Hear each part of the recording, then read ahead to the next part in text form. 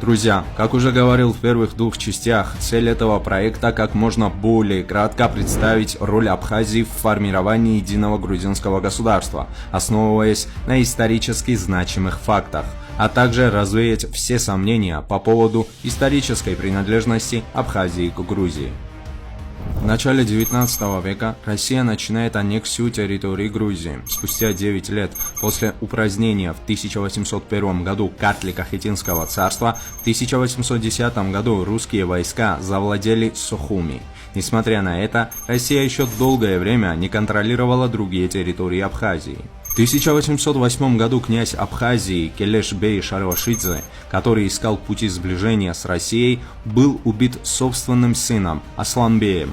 В Абхазии начались беспорядки. Второй сын князя, Георгий, принявший христианство и находившийся в родственных отношениях с княжеством Самегрело, бежал к ним.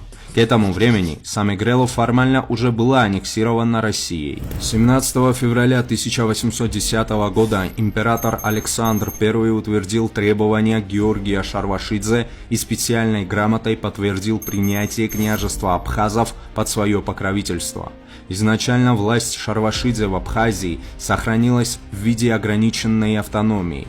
Окончательное упразднение Абхазского княжества было объявлено в Санкт-Петербурге лишь в 1864 году. Последний князь Абхазии Михаил Шарвашидзе был арестован и сослан в Россию. России больше не нужна была поддержка абхазов, так как война на Северном Кавказе закончилась и была установлена российская власть.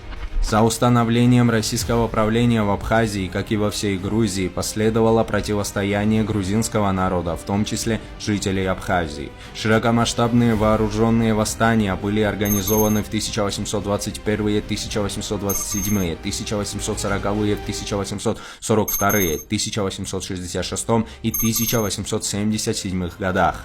Все восстания были подавлены русским правительством.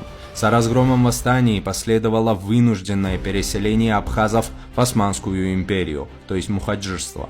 Первое переселение абхазов в Османскую империю произошло в 1867 году, второе – в 1877 году. В общей сложности в Османскую империю в 1867-1877 годах были переселены более 50 тысяч абхазов. После подавления абхазского восстания в 1877 году российские власти наказали оставшиеся на родине. Абхазское население, за редким исключением, было официально объявлено виновным, что сильно ограничивало их права. Статус виновных был снят с абхазов только в 1907 году. В опустошенных районах Абхазии российские власти массово заселяли русских, армян и греков. Плодородные земли были в основном распределены между русскими чиновниками и военными. Так появились русские поселения в Гагре, пригороде Сухуми и других районах. Однако в конце 19 века самой многочисленной этнической группой в Абхазии все равно оставались грузины. Для достижения своей цели, что подразумевало упразднение количественного превосходства грузинского населения, Россия начала беспрецедентную дискриминационную политику, направленную на ограничение прав грузинского населения. В частности, было запрещено богослужение на грузинском языке, закрывались грузинские школы. В то время русские пытались натравить местное население друг на друга. С этой целью русский генерал и ученый Услар создал алфавит для абхазов на основе кириллицы.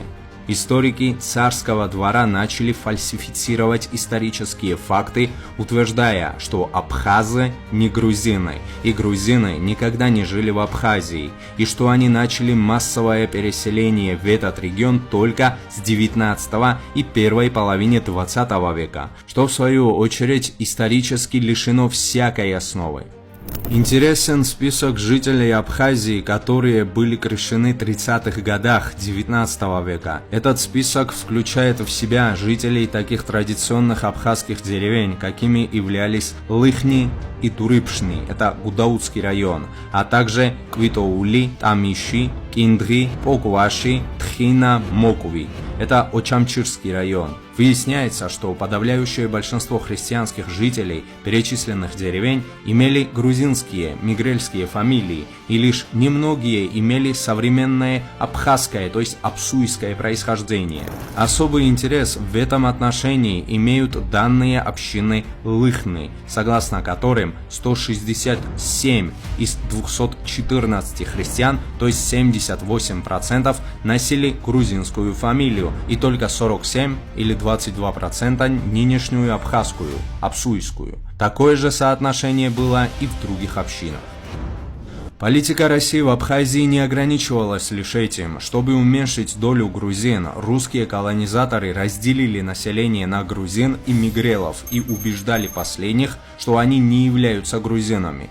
Более того, Россия в своих переписях населения записывала грузин-мигрелов, проживающих в современных Гали и Очамчирских районах Абхазии, как абхазцев или апсуйцев. В действительности же в 19 и начале 20 века грузинское население в Абхазии составляло большинство.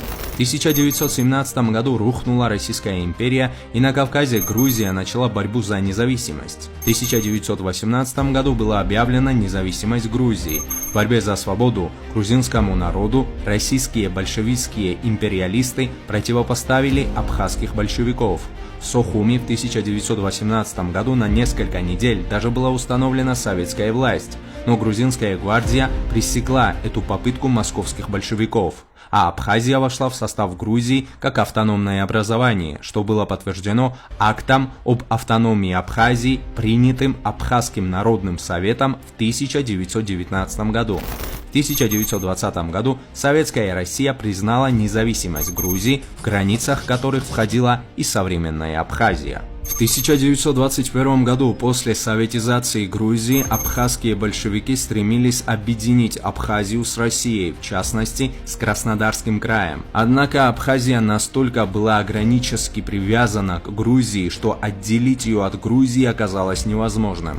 В декабре 1921 года был подписан договор, согласно которому Абхазия фактически в качестве автономной республики утвердилась в составе Грузии. Абхазия не была союзной республикой. Она входила в Союз Советских Социалистических Республик как часть Советской Социалистической Республики Грузии. В 1931 году этот факт был окончательно юридически узаконен, и Советская Социалистическая Автономная Республика Абхазия самоутвердилась в составе Грузии. Первый секретарь областного комитета Коммунистической партии Абхазии подчинялся первому секретарю Центрального комитета Коммунистической партии Грузии. Систему подчинения в современном политико-административном русле можно сравнить как подчинение министра премьер-министру страны. В итоге Абхазия не стала союзной республикой Советского Союза и никогда ею не была. Такой союзной республикой была Грузия, в которую она входила.